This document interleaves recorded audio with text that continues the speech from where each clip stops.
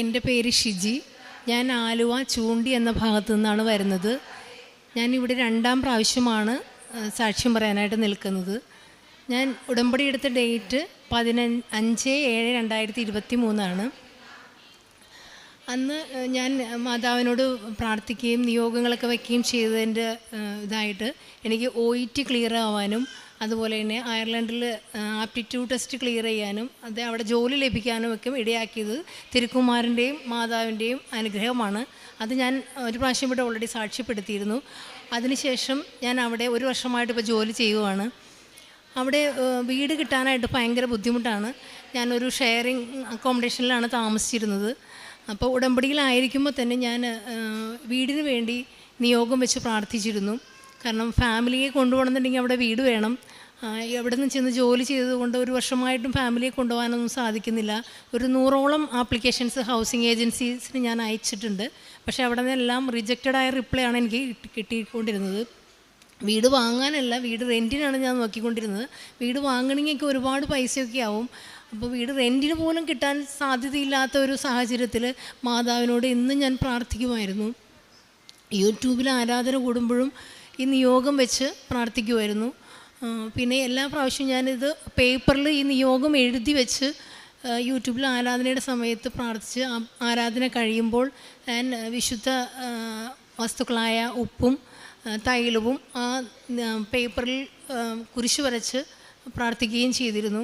അങ്ങനെയെല്ലാം ചെയ്തതിൻ്റെ ഫലമായിട്ട് കഴിഞ്ഞ ഓഗസ്റ്റിൽ എനിക്ക് അവിടെ ഒരു വീട് ലഭിച്ചു. അതിന് മാതാവിനും തിരുക്കുമാരനും ഒരു കോടാനുകോടി നന്ദി പറയുന്നു. കാരണം അത്രയ്ക്ക് ബുദ്ധിമുട്ടാണ്. നിങ്ങൾക്ക് അവിടെ പോയിട്ടുള്ള ആരെങ്കിലും പറയുന്നത് കേട്ടിട്ടുണ്ടെങ്കിൽ അറിയാം, വീടെന്ന് പറഞ്ഞാൽ ഭയങ്കര ഒരു സ്വപ്നമാണ് അവിടെ. അപ്പോൾ അങ്ങനെയുള്ള സാഹചര്യത്തിലാണ് എനിക്കിപ്പോൾ ഇത് കിട്ടിയിരിക്കുന്നത്. ഹോസ്പിറ്റലിന് തൊട്ടടുത്താണ് എനിക്ക് വീട് കിട്ടിയത്. ഞാൻ ജോലി ചെയ്യുന്ന സ്ഥലത്ത് നിന്ന് 5 മിനിറ്റ് വാക്കബിൾ ഡിസ്റ്റൻസേ ഉള്ളൂ. അതും വലിയൊരു അനുഗ്രഹമാണ്. അല്ലാത്ത ചില സ്ഥലങ്ങളിലൊക്കെ ചിലർക്കൊക്കെ വീട് കിട്ടുന്ന ഒരുപാട് അകലെയാണെങ്കിൽ വരാൻ ബുദ്ധിമുട്ട്, അതുപോലെ ബസ് റൂട്ടില്ലാത്ത സ്ഥലങ്ങൾ, അങ്ങനെയൊക്കെ ആകുമ്പോൾ സ്വന്തം വാഹനം വേണം. അങ്ങനെയൊക്കെ ഇരിക്കുന്ന സാഹചര്യത്തിൽ എനിക്ക് 5 മിനിറ്റ് നടന്നാൽ മാത്രം മതി എനിക്ക് ഹോസ്പിറ്റലിലേക്ക് എത്തിച്ചേരാം. അത് ദൈവം തന്ന വലിയൊരു അനുഗ്രഹമായിട്ട് ഞാൻ കരുതുന്നു. മാതാവിനും തിരുക്കുമാരനും കോടാനുകൂടി നന്ദി. രണ്ടാമതായിട്ട് ഞാൻ പറയുന്ന സാക്ഷ്യം, എൻ്റെ ആക്സിലയിൽ ഒരു കുരു വന്ന് പഴുത്ത് പൊട്ടാറായിട്ട് നിന്നിരുന്നു. ഒരു നേഴ്സായതുകൊണ്ട് തന്നെ എനിക്കറിയാം അതങ്ങനെ വന്നിട്ടുണ്ടെങ്കിൽ അത് ശരിക്കും അയാൻറ്റി ചെയ്ത് കീറി കളയേണ്ട അവസ്ഥയായിരുന്നു. പക്ഷേ ഞാൻ അവിടെ ഒരു നേഴ്സാണെങ്കിലും ഹോസ്പിറ്റലിലാണ് ജോലി ചെയ്യുന്നതെങ്കിൽ പോലും എനിക്ക് നേരെ പോയി ഡോക്ടറെ കാണാൻ സാധിക്കില്ല. കാരണം അവിടെ ആർക്കെങ്കിലും എന്തെങ്കിലും ബുദ്ധിമുട്ട് വന്നാൽ ആദ്യം കാണേണ്ടത് GP, അതായത് ജനറൽ പ്രാക്ടീഷണർ എന്ന് പറയും.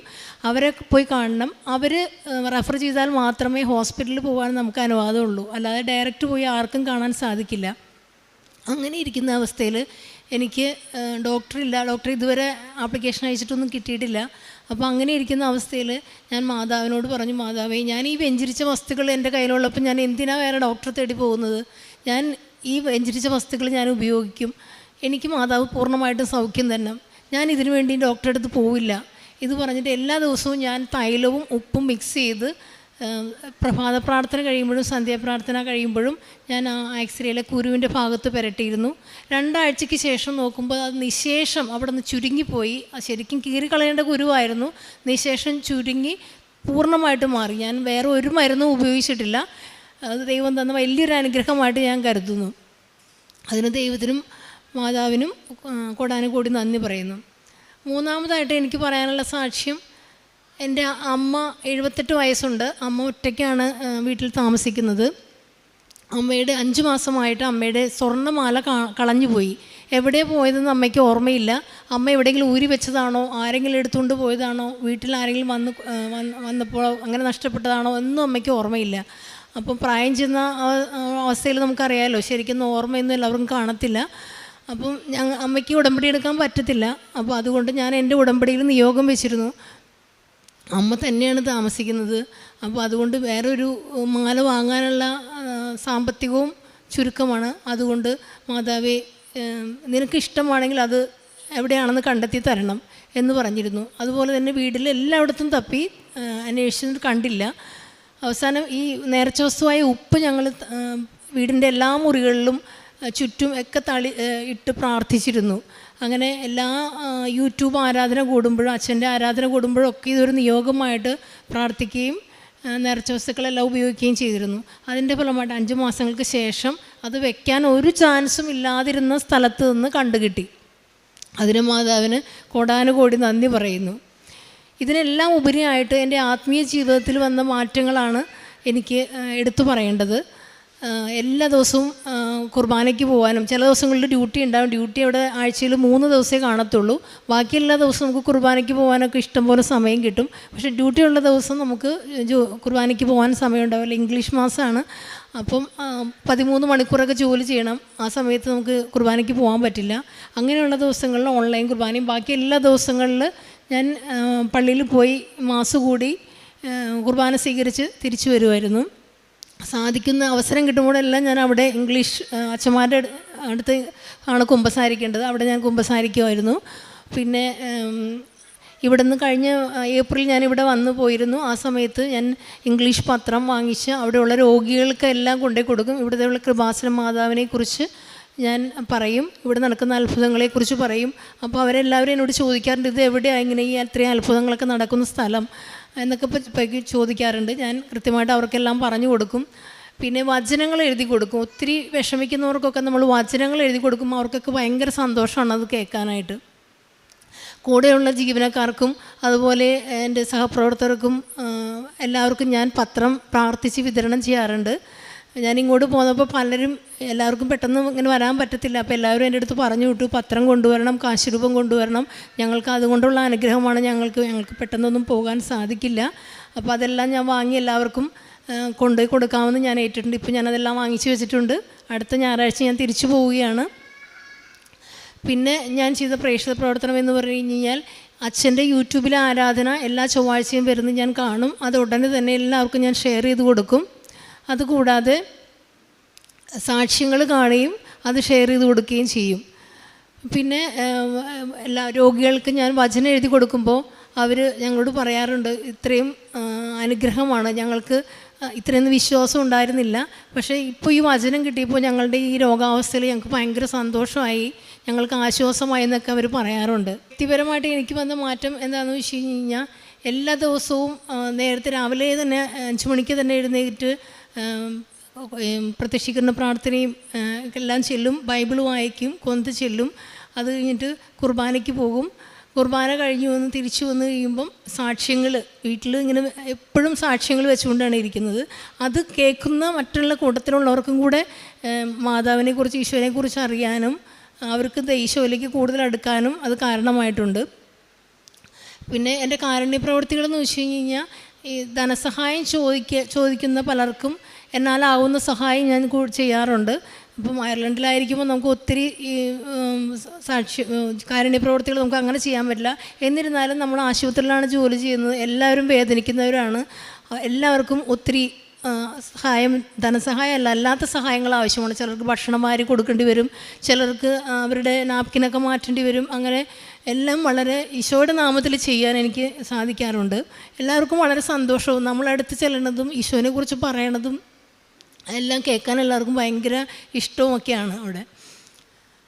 പിന്നെ പാവപ്പെട്ടവർക്കൊക്കെ വസ്ത്രങ്ങൾ എന്നെക്കൊണ്ട് പറ്റുന്ന രീതിയിലൊക്കെ ഞാൻ കൊടുത്തിട്ടുണ്ട്. അവർക്കത് ഭയങ്കര സന്തോഷമായിട്ടുണ്ട്.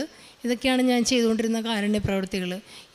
ഇതെല്ലാം ഈ അനുഗ്രഹങ്ങളെല്ലാം തന്ന പരിശുദ്ധ അമ്മയ്ക്കും തിരുക്കുമാരനും കോടാനുകോടി നന്ദി പറഞ്ഞുകൊണ്ട് ഇനിയും നിത്യജീവന് വേണ്ടി ഞാൻ എന്നും പ്രാർത്ഥിക്കുകയും അതുപോലെ പ്രവർത്തിക്കുകയും ചെയ്യുമെന്ന് ഞാൻ ഉറപ്പ് പറയുന്നു. ഈശോയിൽ കൂടുതൽ വളരാൻ സാധിക്കട്ടെ. ഇവിടെയുള്ള എല്ലാവരെയും ദൈവം ഒരുപാട് അനുഗ്രഹിക്കട്ടെ. വിളിക്കും മുൻപേ ഞാൻ അവർക്ക് ഉത്തരമരുളും, പ്രാർത്ഥിച്ചു തീരും മുൻപേ ഞാനത് കേൾക്കും. ഏശയ്യാ പ്രവാചകൻ്റെ പുസ്തകം 65:25 തിരുവചനമാണ്.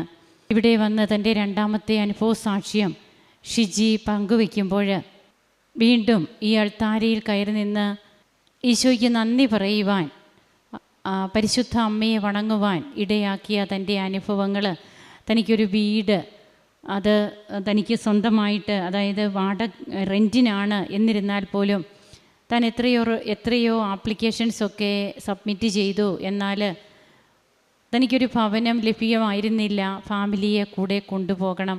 അപ്പോൾ അങ്ങനെയൊക്കെ വരുമ്പോൾ ആ ഭവനത്തിൻ്റെ ആവശ്യകത എത്രമാത്രമാണെന്ന് നമുക്ക് ചിന്തിക്കാൻ സാധിക്കും. അങ്ങനെ പിന്നീട് എങ്ങനെ ഈ മകൾക്ക് നല്ലൊരു ഭവനം, അത് ബഹുമാനപ്പെട്ട VP ജോസഫ് അച്ഛൻ്റെ ഉടമ്പടി ധ്യാനമൊക്കെ പങ്കെടുത്ത് പിന്നീട് താൻ കണ്ട ഭവനത്തിൽ ഉപ്പൊക്കെ ഇട്ട് പ്രാർത്ഥിക്കുമ്പോൾ തനിക്കത് ലഭിക്കുന്ന സാഹചര്യങ്ങളാണ് നാം കേട്ടത്. വീണ്ടും തനിക്ക് കിട്ടിയ രോഗസൗഖ്യം, ഒരു നേഴ്സ് കൂടിയാകുമ്പോൾ തനിക്ക് ആക്സിൽ വന്ന ഒരു ചെറിയ കുരു പോലെ വന്നു, പിന്നീടത് വലുതാവുകയും എന്നാൽ അതൊരു മൈനർ സർജറി എങ്കിലും വരേണ്ടിയിരുന്ന ഒരു കാര്യം, അത് പിന്നീട് എങ്ങനെ ഉടമ്പടി നേർച്ച വസ്തുക്കൾ ഉപയോഗിച്ച് അത് ചുരുങ്ങിപ്പോയി എന്നാണ് കേട്ടത്. ഒന്ന് പൊട്ടുക പോലും ചെയ്തില്ല. അത്രയേറെ സംരക്ഷണം ആ ഉടമ്പടി നേർച്ച വസ്തുക്കളിലൂടെ തനിക്ക് ലഭിച്ചതായും തൻ്റെ അമ്മയുടെ കാര്യവും ഒക്കെ ഇവിടെ പറഞ്ഞു. അപ്പോൾ നമുക്കും നമുക്കുള്ള എല്ലാറ്റിനും ചുറ്റും വേലി കെട്ടി സംരക്ഷിക്കുന്ന പരിശുദ്ധ അമ്മയുടെ മാധ്യസ്ഥവും ഈശോയുടെ കരുതലുമാണ് എല്ലാത്തിലും നമുക്ക് കാണാൻ കഴിയുക. അതുകൊണ്ടാണ് ഉടമ്പടി എന്തും ആഗ്രഹിക്കാവുന്ന, എന്തും നമുക്ക് നൽകുന്ന ഒരു പ്രാർത്ഥനാ പദ്ധതിയാണെന്ന് പറയുന്നത്. ഈ മകളുടെ എക്സ്ട്രാ ആയിട്ട്, അതായത് വിശേഷവിധിയായിട്ട് നിങ്ങൾ എന്ത് ചെയ്തു എന്ന് ഈശോ ചോദിക്കും. തൻ്റെ പ്രൊഫഷൻ തന്നെ അതിന് വേണ്ടിയിട്ട് മാറ്റുന്നു. അതായത് ഇതിന് മുൻപും നേഴ്സാണ്, എന്നാൽ രോഗികളിൽ കൂടുതലായി അവരുടെ കാര്യത്തിൽ ശ്രദ്ധിക്കുവാൻ, അവർക്ക് വേണ്ടതായ പരിചരണങ്ങൾ കുറച്ചുകൂടി ആത്മാർത്ഥതയോടെ ചെയ്യുവാൻ, തൻ്റെ സമയവും ആരോഗ്യവും കുറേ കൂടി അവർക്കായിട്ട് പങ്കിടുവാനൊക്കെ ഈ മകൾ കാണിക്കുന്ന താല്പര്യം, അതുപോലെ തൻ്റെ വ്യക്തിപരമായിട്ട് താൻ എടുക്കുന്ന പ്രാർത്ഥനാ സമയങ്ങൾ ഈശോയോട് കൂടി ആയിരിക്കുവാനായിട്ട്, വിശുദ്ധ കുർബാനയിൽ പങ്കെടുക്കുവാനൊക്കെയുള്ള ആ ഒരു താല്പര്യം, എല്ലാറ്റിനും നമുക്ക് കരങ്ങളടിച്ച് ഈശോയ്ക്കും അമ്മയ്ക്കും നന്ദി പറയാം. യേശുവേ നന്ദി, യേശുവേ സ്തുതി, യേശുവേ ആരാധന. അത്യപൂർവ ദൈവാനുഭവങ്ങൾ ഇനി നിങ്ങൾക്കും സ്വന്തം. ഈ യൂട്യൂബ് ചാനൽ ഇതുവരെ സബ്സ്ക്രൈബ് ചെയ്തിട്ടില്ലെങ്കിൽ ഇപ്പോൾ തന്നെ സബ്സ്ക്രൈബ് ചെയ്യുക. ഈ വീഡിയോ ഇപ്പോൾ തന്നെ നിങ്ങളുടെ സുഹൃത്തുക്കൾക്ക് ഷെയർ ചെയ്തുകൊണ്ട് കർത്താവിൻ്റെ പ്രേക്ഷിതരാകുക.